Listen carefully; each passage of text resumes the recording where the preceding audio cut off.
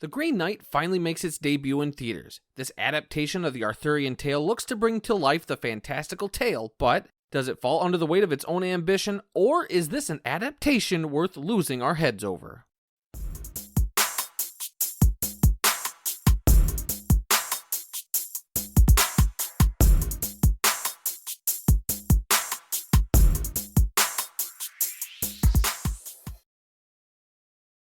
The Green Knight is based on the Arthurian legend of Sir Gawain and the Green Knight. Sir Gawain, played by Dev Patel, is the nephew of King Arthur.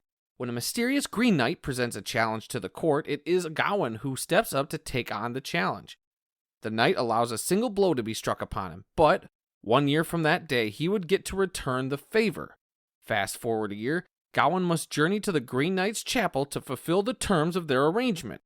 Along the way, Gawain encounters many obstacles, but can he ever come to terms with his impending fate?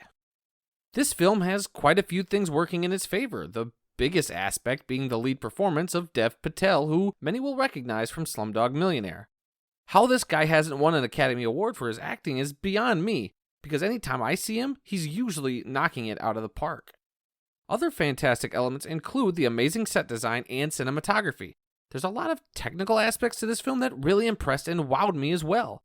The film is just gorgeous to look at, almost as if you were looking at a medieval painting come to life. Each frame is really a piece of art, showing all the hard work and effort that was put into it. The negatives to the film are typically what nag me when it comes to adapting the works of epic poems and legends of centuries past. Sometimes the story meanders too much for me. Having not read the original legend, other than getting the basic bullet points, it seems like this pretty much follows the story beat for beat. Now, I really try my best to separate a film from its original source material, but it can be tough sometimes. There were just a few stops in Gawain's journey that just seemed repetitive to me, or at least never added anything to his character journey, in my opinion. And I'm not sure if it was just my hearing, the theater speakers, or the audio mixing of the film, but there were several times I was clamoring for some subtitles so I could fully catch what was being said. A lot of this film is quieter than you'd expect, just in terms of minimal action and the occasional choir singing for ambiance, which makes it all the more frustrating when trying to figure out what characters are saying. If you're a literature buff or into period dramas, this film may very well be up your alley and worth checking out. I'd also say if you're just into visually interesting films and like seeing strong performances, then this may do something for you. If you're going into the film expecting lots of swordplay or battles, then you'll be pretty disappointed. I'm going to give this film a B-.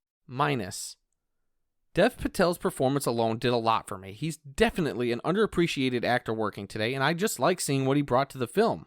The visuals were really interesting, and I would honestly debate on getting the Blu-ray or 4K disc just to see those visuals again on proper display. But the story may have been too faithful, and I think that some fat could have easily been trimmed, and it would have paced the film a lot better and lost none of the overall arc, which worked for this flick. Did you guys get a chance to see the film? If so, what do you guys think? If not, is it even on your radar? Leave your comments below. If you guys enjoyed the review, leave a like and subscribe for future reviews and other fun videos. Until the next one, I'll be seeing you.